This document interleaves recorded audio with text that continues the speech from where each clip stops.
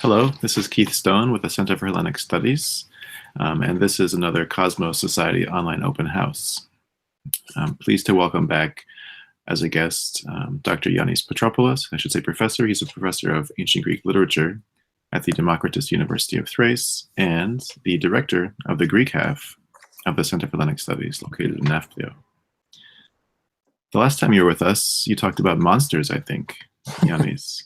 Yes. But today it's something different. It's love wishes. Right. Yes. Thank you. Thank you, Keith. Good morning or good afternoon, as the case may be. It's late afternoon in Greece. A few days ago, I came across an online Valentine that read like this: thinking of you, dreaming of you, wishing you. Well, it sums up my subject, which is about dreaming of and wishing for somebody special. The ancient Greeks did not celebrate St. Valentine's Day, but they did express their love passion in song. They were not unique in doing so. People across many cultures, obviously, have done so and continue doing so. I'd like today to discuss only one type of amatory wish. Why should I be interested in love wishes of the ancient Greeks? Well, one good reason is that they afford a peek into subliterary or indeed popular tradition. And they demonstrate how popular song crisscrossed high literature.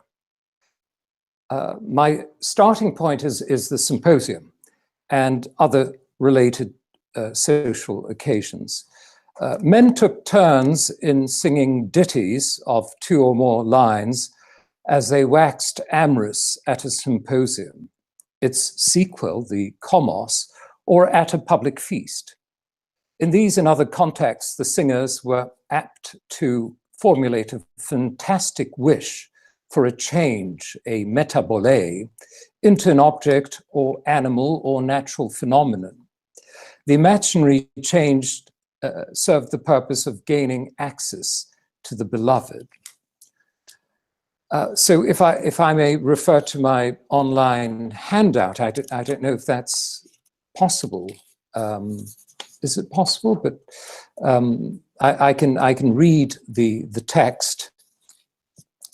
It's one of the Carmina Convivialia, 901 in Page's collection. Eith aperon kalon genoimein mega crusion kaime kale gune fore oi kataron temene noon. So I wish I were a lovely pendant, or it might be vessel, big, fine gold, and a lovely maiden would wear or carry me with purity in her heart. The song in Aeolix is a scholion or drinking song. It is preserved by the orator Dio Chrysostom, who lived in the 2nd and 3rd centuries AD. But the song may actually date as early as the 6th century BC. The context possibly is a local festival, perhaps the Panathenaea. The man wishes to get as near as possible to the maiden. He accomplishes this when, in his fantasy, he turns into a piece of jewelry or a vessel carried by the girl. The man is amorous, yet his sexual intent or interest is camouflaged by a professed interest in her pure mind, a state of mind appropriate to somebody taking part in, say, a religious procession. Now, just to show that the Greeks did not invent such wishes, I cite an ancient Egyptian banquet song. It may be a banquet song, it's certainly Egyptian, and it dates between 1500 and 1000 BC. In translation, it is item C on the handout. I quote, "Would that I were her delicate signet ring, her fingers sentinel. I'd see then her love, each and every day, and it would be I who'd stolen her heart. I think that I'd see then her love means I'd feel her love, I'd be her lover. The relationship would start off then in a humdrum daily fashion, then the young man would steal her heart, perhaps forever. The Greek love wish I just mentioned is cast as two parallel sentences. I wish A and I wish B, two independent sentences. Here is another example of two parallel interrelated amatory wishes. It is an epigram of uncertain date. And on the handout, that is item D. I'll read it first. Eith anemos genomein sude de ste cosa par augas stathia gymnosais kai me pneonda labois. If only I had become the wind, and if only going out of doors you bared your breasts and received me as I blew. The wind, as it were, caresses the woman and then achieves consummation with her. Zephyrus, the spring wind, and Boreas, the north wind, can be impregnating winds. In Greek myth, winds generally move at irresistible, destructive velocities, much as Eros in Ibycus. One is also reminded of Hesiod's north wind, which cannot penetrate the young virgin who stays indoors with her mother during winter. That's Works and Days 520.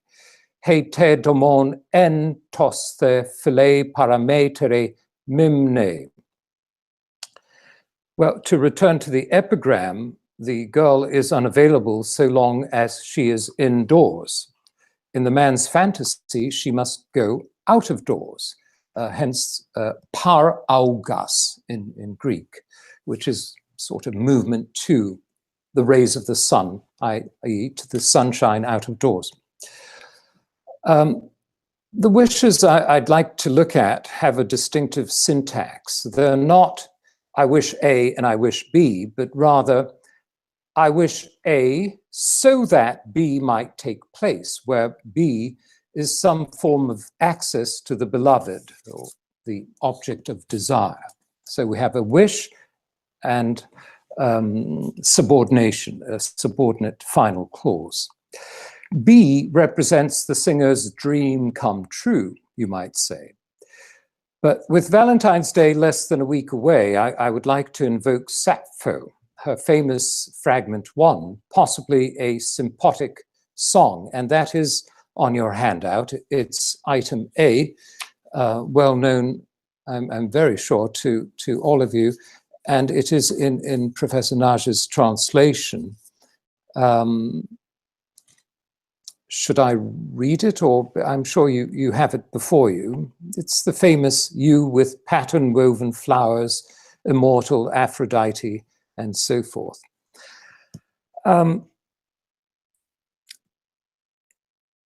Why do I cite Sappho? Well, her song illustrates the interconnection between frustrated love and wishful thinking, or love fantasy. That is, it shows that prayer is an alternative, optative outlet. The unnamed girl, who's the object of Sappho's desire, is inaccessible in some serious sense. I am here, she is there, fleeing from me, turning down my gifts, not returning my love. We can surmise this much from the 3 antithetical sentences in Aphrodite's past prediction, which are in direct speech and cast in the future tense. Now, I'll read these, the verses 21 through 24. Kai gar I ferge takeos dioxe, I de dora me decet ala doce, I de me phile takeos philese, Kok etheloisa. So, if she is fleeing now, soon she will be pursuing. If she is not taking gifts, soon she will be giving them. If she does not love, soon she will love, even against her will. It is striking how Sappho's entire prayer is fueled by wishing. Verse 17, Koti moi malista thelogenesthai, which may mean what I most desire to obtain. That crystallizes her wishful mood. You asked what I most wish to obtain, or you asked what I would like to happen for me, for what I would like most to take place. In recounting to the goddess her past epiphany, the poet subtly slips into singing in Aphrodite's voice, moving away from indirect speech in lines 15 through 18 to the goddess's ipsissima verba, 18 through 22, her very words. So we have direct speech. Sappho wishfully changes into the deity best qualified to deliver her from love anguish. Aphrodite's prediction, set in the past as noted, is performed here and now, and takes on the character of a divine command that fulfills Sappho's hitherto thwarted wishes. The singer also fancies that ordinary house, or it may be Spanish sparrows, previously pulled Aphrodite's chariot across the sky like horses. The poet has then brought about three transformations, no less than three transformations of reality. Sparrows become a heavenly chariot team.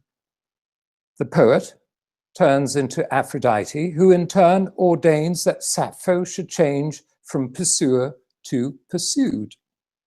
The poem ends in the expectation of literally wish fulfillment, verses 26 through 27.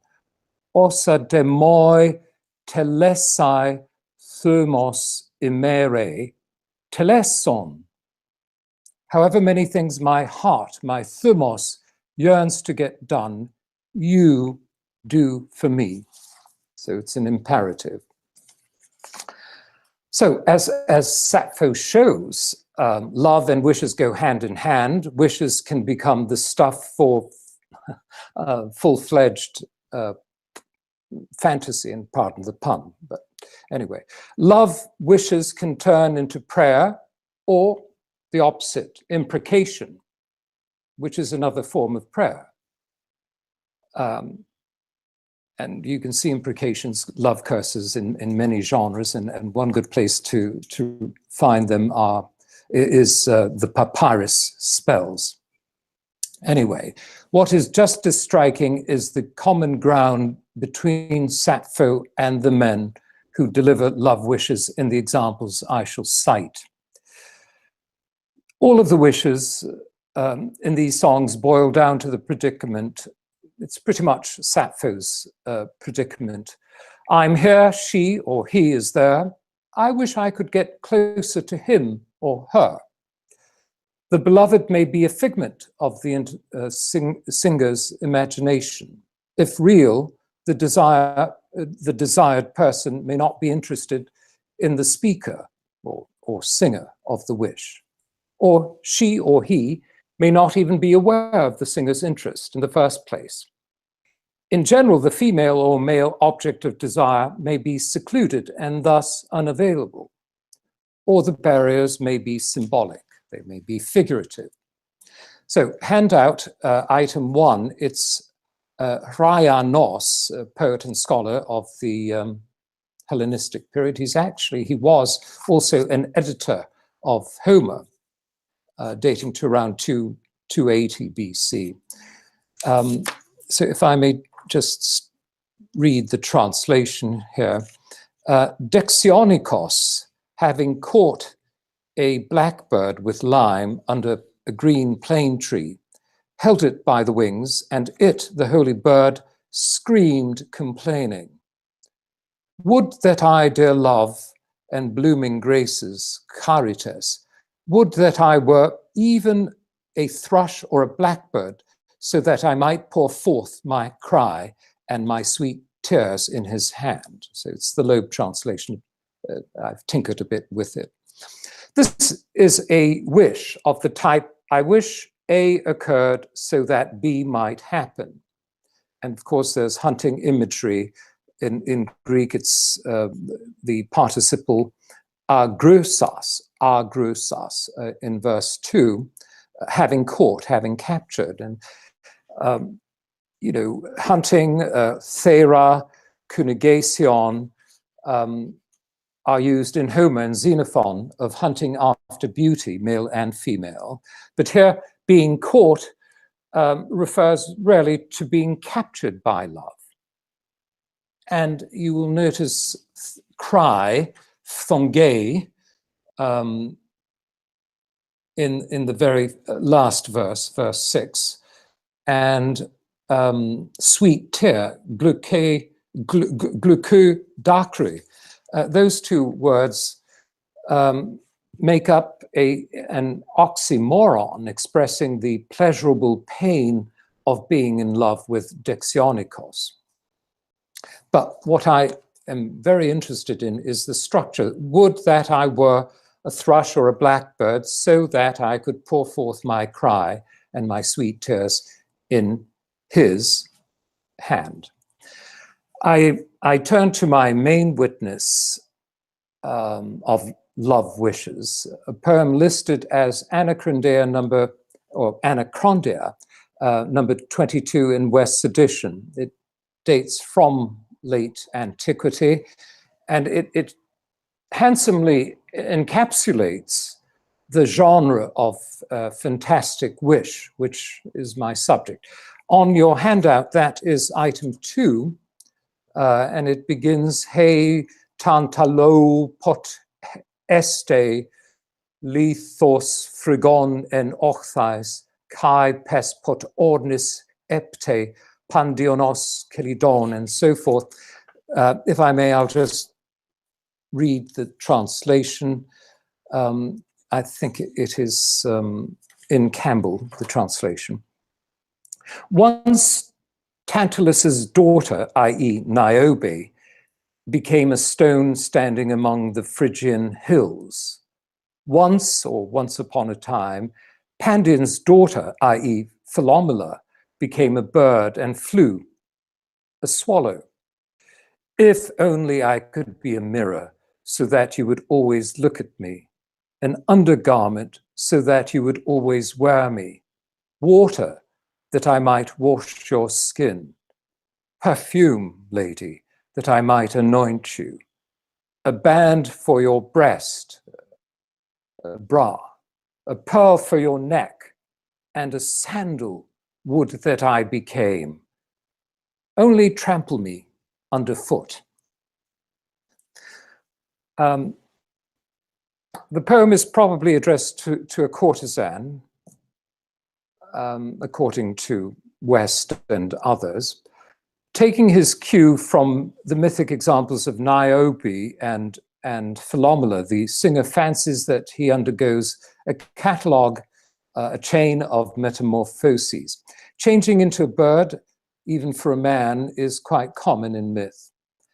The singer uses the traditional format of wish plus final clause in verses 5 through 12, and then varies the structure in the remaining lines. All of the 7 objects he wishes to turn into are items of a woman's toilette and dress: a mirror, an undergarment, bath water, perfume, a bra, a pearl necklace, and finally, and with a sort of twist of humor, a sandal. For wishes to change into a female accessory, compare the Carmen Conviviale, which I cited earlier. But compare also this modern Greek song, a rhymed couplet recorded near Mount Olympus in the late 19th century.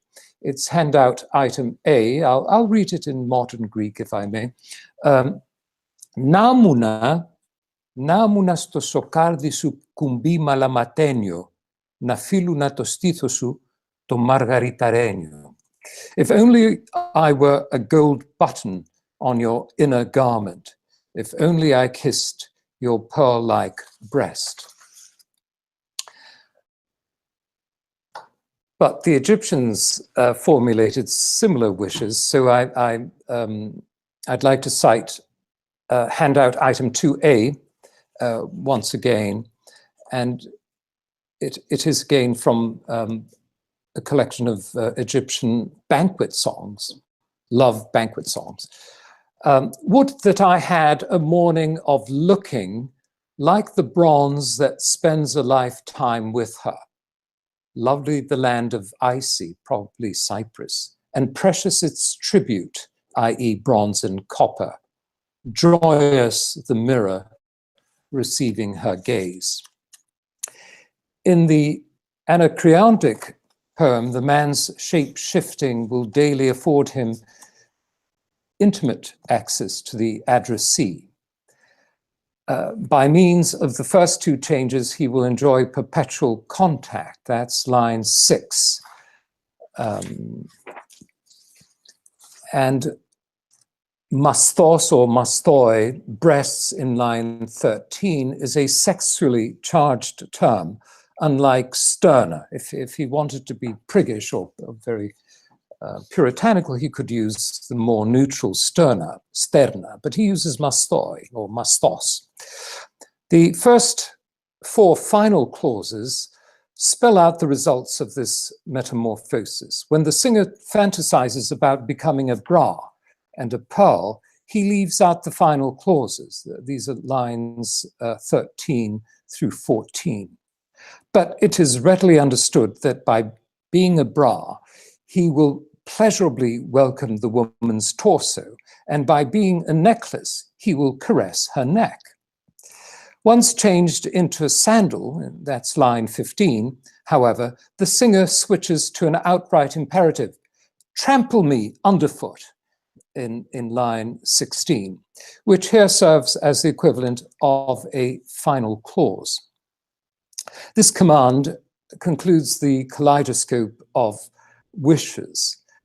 As Patricia Rosenmeyer suggests, the ancient song, with its proliferation of 2-line symphotic wishes, may actually be a parody of short drinking songs of scholia and their performance. The singer delivers a train of ditties that ordinarily would have been sung by a company of drinkers, one after another. The effect of this expansion is quite funny, or it should be. The wishes in the Anacreontic poem suggest a spectrum of passive and active roles. I can't go into that, but just for instance, turned into perfume, the man will anoint this lady in verses 11 through 12, playing a doting but active role.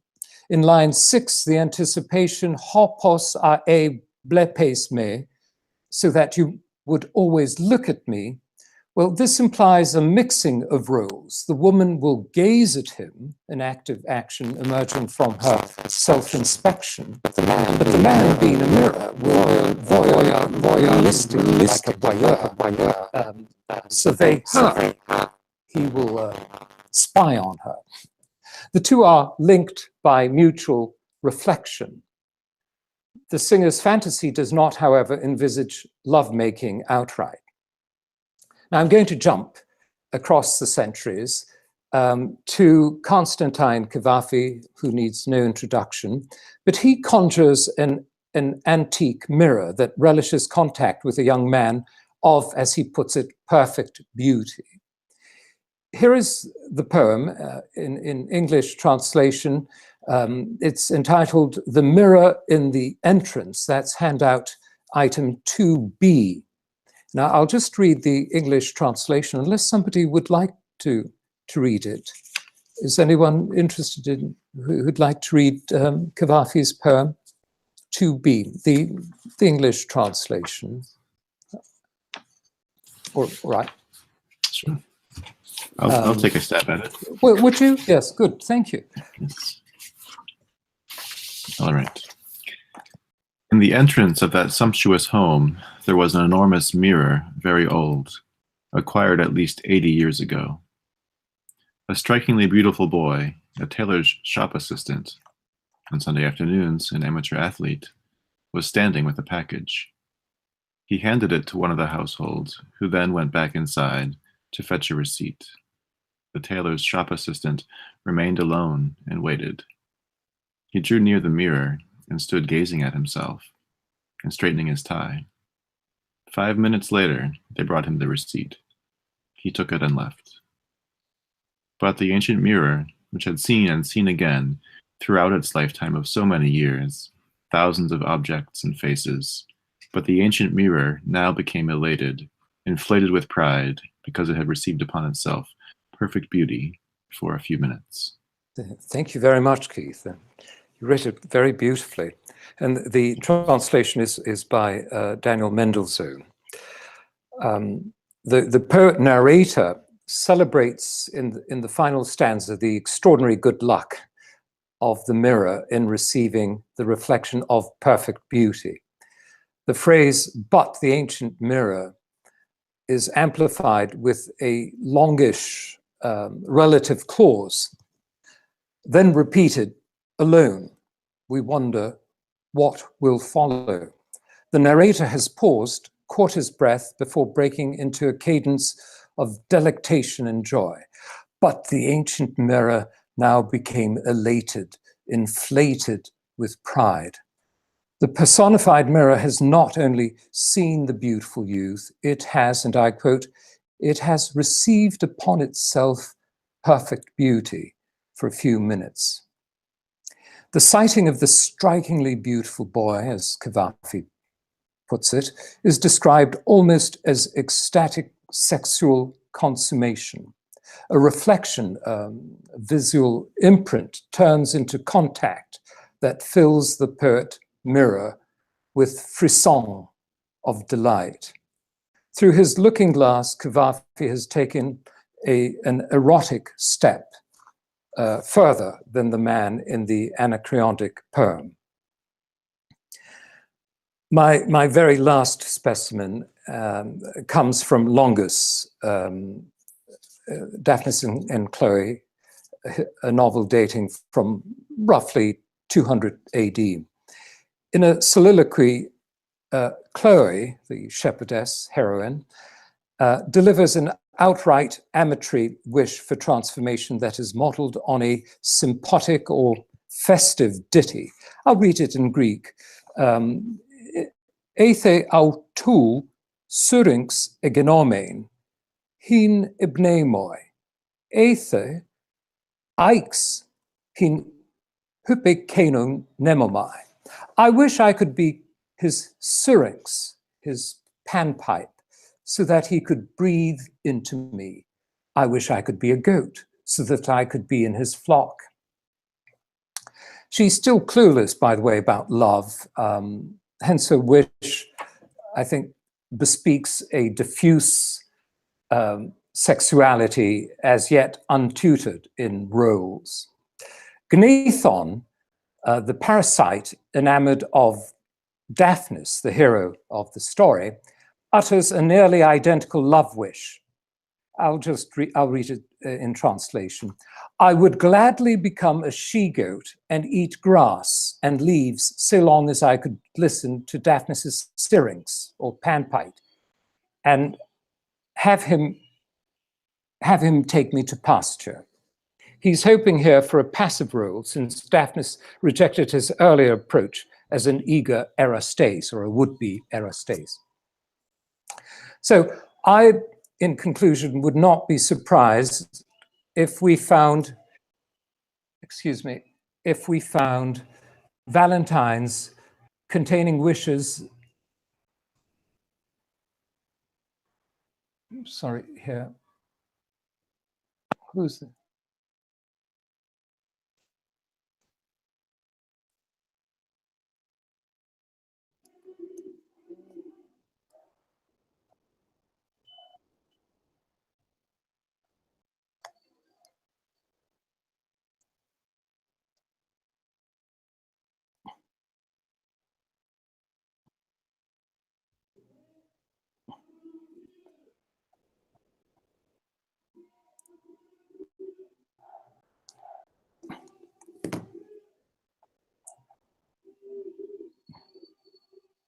Sorry, could I just close the windows? There's a demonstration in front of my house. Just a moment.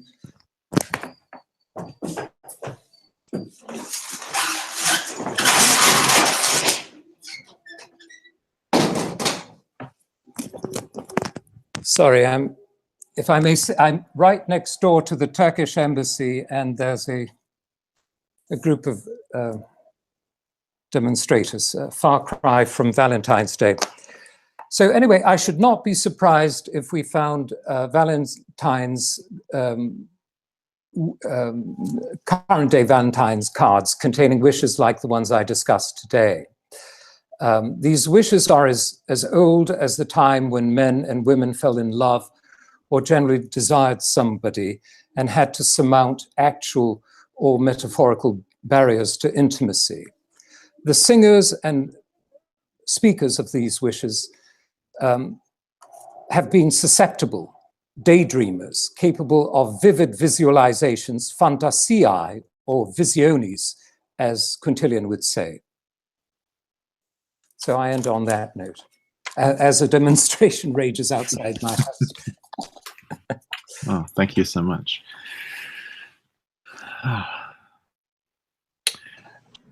Are there any questions? Or Bill? As usual, I got a question. So, is there a correlation between what somebody wishes to be and possible love gifts for their object of their affection? Is there a correlation between, I'm sorry? Between love gifts that you might give the woman and the thing you wish to turn into. It's like the first piece you read, the guy wished to turn into a necklace. He possibly could have given her a necklace. Several times there was pearls or perfume or the things that he could have given her. Is there a correlation there that you've noticed? Yes, you're quite right, but I really think that first and foremost, what the singer or speaker seeks or dreams of is access. He's not trying to suggest that he's going to give a gift. And you can see this also in modern day modern Greek love wishes. I think it's not so much a declaration of an intention to give a gift, but rather I wish I were a bird to eavesdrop on you. There you see. Yeah. I just recalled vaguely that a rooster in Athens was a love gift, but I think you gave it to a boy. Yes. Yes. Roosters or rabbits, hares. Okay. Yes. Right. But I really don't think it's not even a suggestion of an intention to give a gift. No, it's just finding a way to steal into somebody's life and physical person almost, you see. And really what is uppermost is the sense of belonging. I want to belong to her or to him, you see. Thank you. And I haven't found any wishes which mention hares or roosters, so. Bill's question makes me think about the context in which these were used, or who would be the audience. If I were to be giving the gift of a necklace, it might be appropriate that I would write in an accompanying card this verse about wishing to be a necklace. But I think, Yiannis, you mentioned that these were drinking songs, or at least that was the only context that I recall you mentioning. So in that case, the beloved wouldn't hear this verse necessarily. Right, but they may have featured in the aftermath of a symposium, i.e., a komos, a sort of procession of revelers. So they would go to the doorstep of the beloved, the eromenos or the eromene, probably the eromenos. That seems likelier. So they would deliver these wishes, or wishing songs. You know, we mustn't forget that these are really songs, little ditties. Or you, in a sort of in a symposium, you might in a very, very sort of happy and flippant mood, you might imagine a love situation. You see, that's something we must always bear in mind. You know, that these might just be figments of the singer's imagination. These persons, the addressees. We have a couple of questions, comments in from people watching. One of them is a comment about that repetition we see in the Sappho and in the Cavafy, the mirror that had seen again and seen again, and the similar kind of repetition in the Sappho. Is that something that maybe forms part of the elements, or is that maybe a connection between them? The repetition in Cavafy, but the mirror, do you mean? And the mirror which had seen and seen again, and that is reminiscent perhaps of Sappho, and again this time, and again this time. Well, no, I don't think so. In Sappho, that very emphatic deictic deutai, deute. That means, you know, yet again, this time now, and it's been variously interpreted as expressing or implying impatience, indignation, I think almost rising anger on the part of the deity. And I think that the anger fuels Sappho's song. In fact, you need an angry deity. You have to mobilize a god's anger or indignation in many cases to get him or her to work for you. So it's unrelated, really. I think in Cavafy, it's a sort of lyrical repetition. It's as lyrical as Cavafy, who's pretty unlyrical, as lyrical as he can get, you know. But it's really not to do with Sappho, and it's not parallel to Sappho. It's something entirely different. Yes. Okay, thank you. And we have another question. And you were talking just now about almost provoking the deity. And the question is about the line between love wishes and maybe love charms. Is there a fine line between them? Is there any overlap? Well, there's a very fine line between them, love wishes. Love charms are really, magic in general is a good model for wishes and wishful thinking. It's really an extreme form, I should think, of wishful thinking. So the line is very fine indeed between a love charm and a flippant wish. You know, it really depends on the context, on the accoutrement. You know, what is the man or woman who's uttering the wish, delivering the wish, using? What is the context? That will make it magical, I think. The arbiter is really the context. So, you know, yeah. But most of the wishes I've come across are straightforward, non-magical ones. Flippant, wistful, you know, whimsical, yes. I'm thinking some more about the context and occasion, and wondering if if the form is set enough that you can improvise verses like these while you're drinking. I noticed there are two lines. That's part of the form. There are two wishes, one subordinated to another. Is there perhaps a common meter for these two-line poems? How much guidance are you given, I guess, if you're someone who's drinking? Are these improvised? Could they be improvised? I think, yes, they could easily be improvised in Aeolics, a pretty simple meter, and certainly epigrams could be improvised, I think. Yes. And I think you could say most of these wishes are epigrams. So meter would help, of course, yes. If I understood your question, I think, yeah. Yeah, my question is, when you're drinking, you need a lot of help, perhaps, composing things. So how much is there? Right. Yeah, I think structure you is just, already given. Right. So you trot out a dactylic hexameter and add a pentameter, and there you have it. I'm thinking maybe these could even be take place in the context of a contest, to see whose next verse is even better, perhaps. Oh yes, yes, yeah.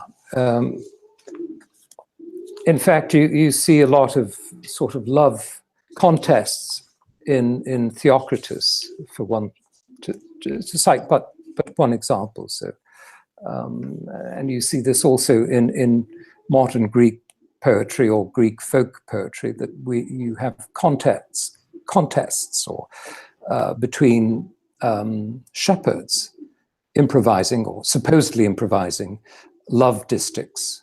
Yeah, so yeah, this lends itself to an agonistic context, as you would put it.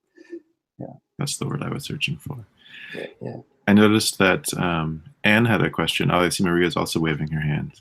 Let me get to Anne's first, I suppose. The question, I think, was, are there responses? Do we know what the beloved would have responded with? Is that part of the context, or any witnesses that we have? No, we don't have any responses. No. It's usually somebody caught in the quandary of impossible love, speaking aloud, you see. And by definition, if it's part of a komos, if it features in a komos, you're talking to a doorpost. So yeah. Right. Yeah, you have a need for these kinds of wishes when you're not with the beloved. Yeah. Right. I guess by definition. Yes. Maria. Yes, Professor Petropoulos, thank you very much for your wonderful talk. I don't want to lose the moment from what you just mentioned about the poetics of Greek folk song and the sympotic song. Therefore, I would like to ask you to tell us more about not the overlappings, but the dividing lines between the poetics of sympotic, of the poetics of love wishes in a sympotic context, and the poetics of love wishes in Greek folk song. Oh gosh, that's a tall order. How do you mean? It's a very broad question, but but these examples that you have included in your handout are really very intriguing and very and wonderful. So, well, for instance, the item B on the handout, that sympotic song 901, that, according to Dio Chrysostom, would have been delivered. Yes, it would have been delivered in at a public festival, a local public festival. Some people have suggested it may have been the Panathenaea, as I said, but it's a local festival. It's a small scale context circle, and I think Dio Chrysostom says that the men in question were in a happy mood. They were in a jolly mood, so they would, in this context, festive context, they would deliver these wishes, fired perhaps and abetted by wine. Now, when you come to the Greek contexts, well, they vary, and sadly, I can't reconstruct many of the contexts because, as you may know, and I'm sure you do, a lot of so-called modern Greek folk songs starting in the early 19th century were committed to record with very little clues of the sociological, anthropological context. But nowadays, I know that people can improvise these distichs in the context of carnival, for instance, or during a wedding procession, in the traditional wedding. This is true. Usually, for example, in a celebration after the wedding, after the religious ceremony, of even, well, in the past or now in a civil ceremony. Yes. So the poetics really is to do with, I am here and she is there. I wish I could be with her.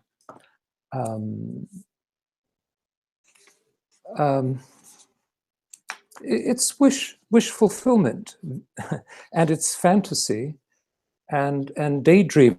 Now, I don't know what a specialist would say, a psychologist would say, that it's sort of neurotic daydreaming that avoids reality and tries to supplement it.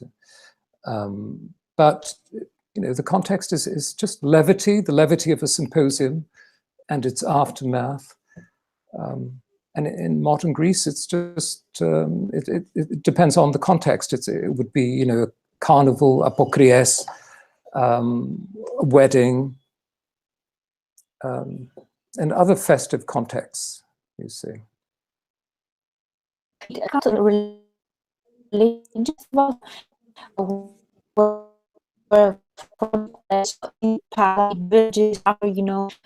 The religious after church, after attending mass, for example, or not? No. Did you understand that question? Would they utter such songs after the religious ceremony? After a religious festival, because they usually, Greek villages celebrate this all the time. Yes, yes. I've been an eyewitness to such, an unlikely combination of frankness, sometimes even amatory, erotic frankness, not too far from a church festival.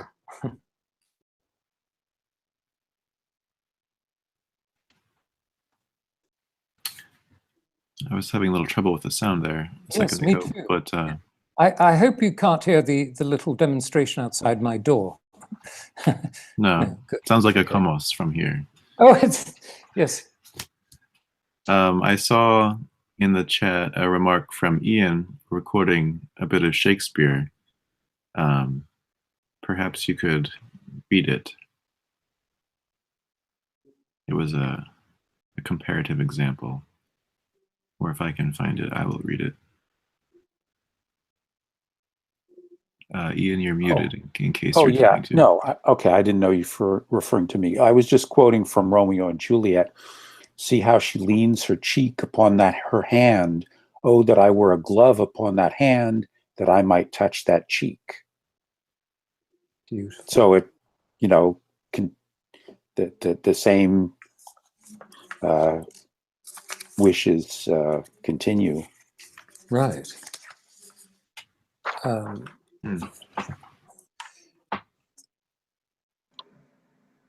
I just looked in Helopatus by Euripides, and Phaedra when she was in a bad shape, was wishing that she could be a huntress, go out in the woods with them, which I think you talked about hunting fantasies also. She could be a huntress, yes. And isn't Hippolytus a hunter also? Well, yeah, and he's the flip side of the coin. He's got this dream fantasy of getting alongside Artemis. Right, exactly. So he's hunted, but he's not interested in being hunted by women or hunting women himself. So it's almost a perversion of the love hunting mentality. Also, now you mention Euripides, Hippolytus, there's a wish, a very long wish. Phaedra has told the chorus that she plans to hang herself out of desperation. And how do they respond? They say, I wish I were a bird that could fly away. I wish I could go to a steep mountain and fly away. And they keep on developing this escapist imagery. And it's very much like the structurally speaking, it's very much like the songs I discussed. A wish plus a final clause. So the tragic escapist wishes are related in a way, at least structurally. Yeah. I think Penelope has the same sort of thoughts at some point. Mm-hmm. Yeah. It's nice. Flip side of the same coin. Wish it could be without, with her. Screw it. I wish I could get away. Yeah. Yeah. It occurs to me that the subordinate wishes aren't so outlandish. The beginning wish is basically impossible. To go back to maybe this word neurosis that you mentioned, I can't really become a bird or a glove upon a hand or a pendant, but I can. It's possible that I could touch that cheek or pour forth my complaint if I were this blackbird, I think it was. Mm-hmm. Yeah, you mean that there are degrees of an unreality to these wishes? Is that what you mean? Degrees of fantasy? So.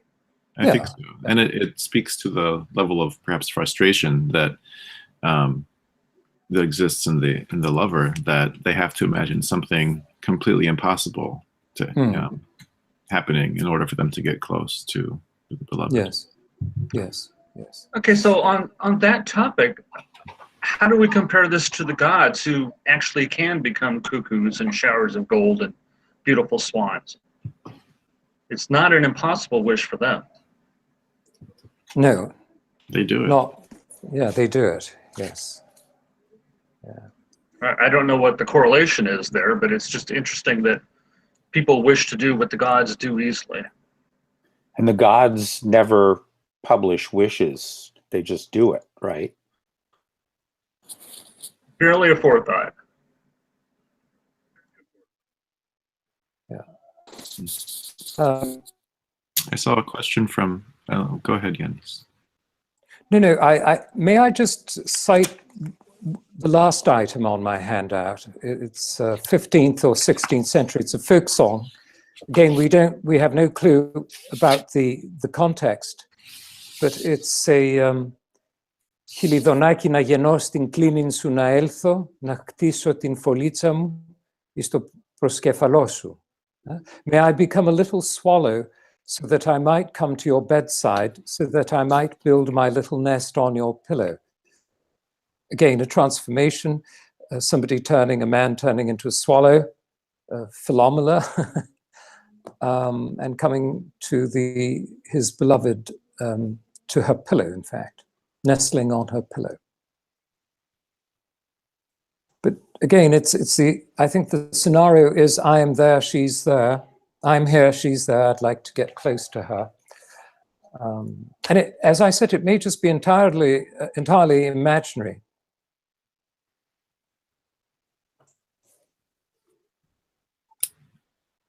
Aileen, you had a question about sacrifice somehow, I believe. Is that right? Would you like to ask your question? Well,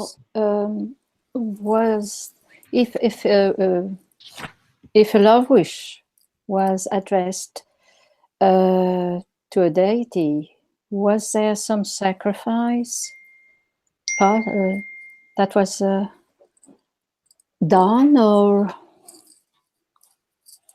If some like Sappho 1. Yes, If exactly. Sappho is invoking Aphrodite. Yeah. Yes. would there be a love sacrifice? Is that your question? Well, I don't know. Was there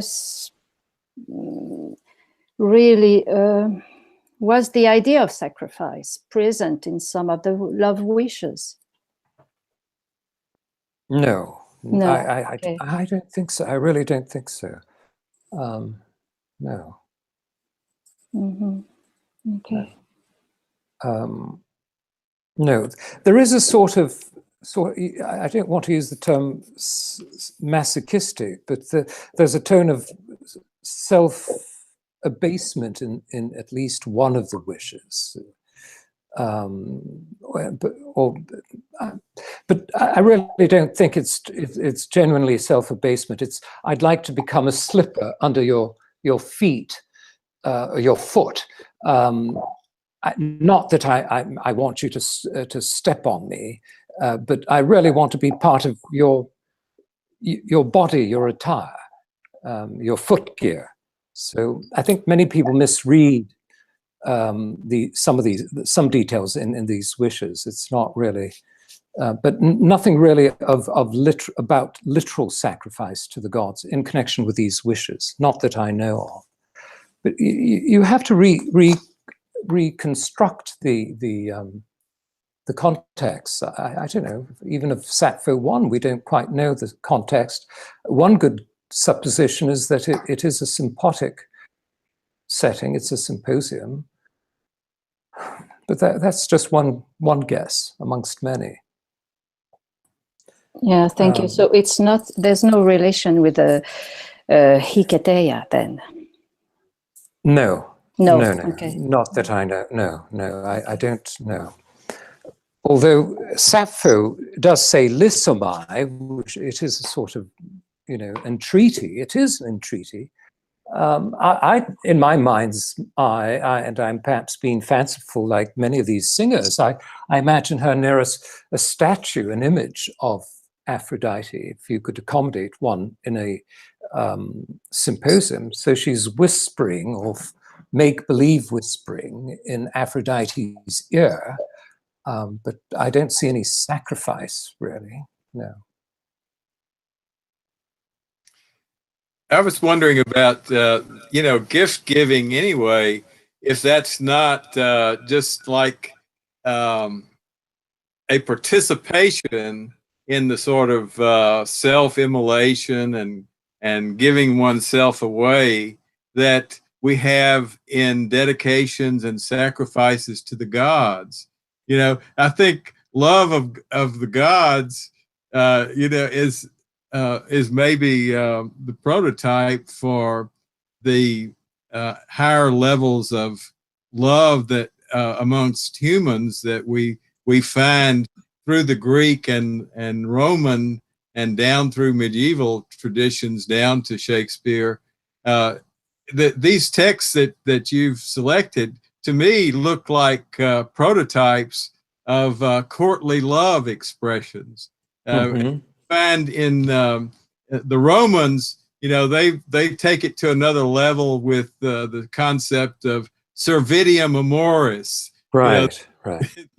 The elegist speaking in his own person, presenting himself as the doormat, the self humbling servant, slave, devotee of the Hetaira, the lovely woman that he elevates and raises up. So the Hippolytus of Euripides is really kind of an interesting play on these different levels of love, don't you think? Yes, it is. Well, servitium amoris is not simply a Roman, elegiac, Latin elegiac feature, right? It goes back to Plato's Symposium, at least, right? The ethelo-douleia, the voluntary servitude of the erastes, who really does humiliate himself I'm sorry. I get sometimes genre bound and talking about things in meter. Well, yeah, of course. Yeah. And Propertius starts out his first book with a direct quote out of Meleager's Stephanus. Right. Enthea prima suis miserume capit Achilles contactum nullis anticupidinibus. Onec me docuit castas Odysseus impropos et nolo vivere concilio. Wow. He he expands on it, but that's Meleager's, ton metroton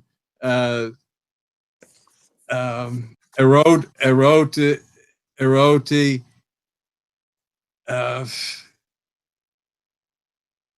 no, arrow steps on me who was never wounded by love. And that goes back to your hunting metaphor. Hyreo, it seems like Hyreo, can be either to capture a city or to take game in the hunt, or to capture your girl or capture your man.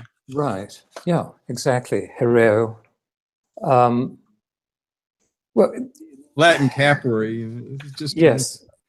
If you look closely, do I have time just to revert to one item, and it would be Longus. Do I have time to cite Longus? Let's see.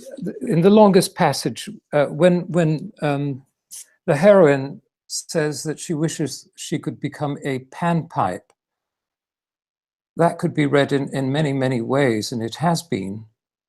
It's not to do really with Servitium Amoris, but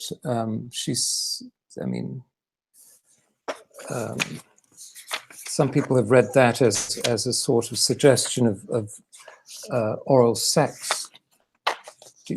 I can't find it on my handout, but she does say Chloe wishes she could become a panpipe.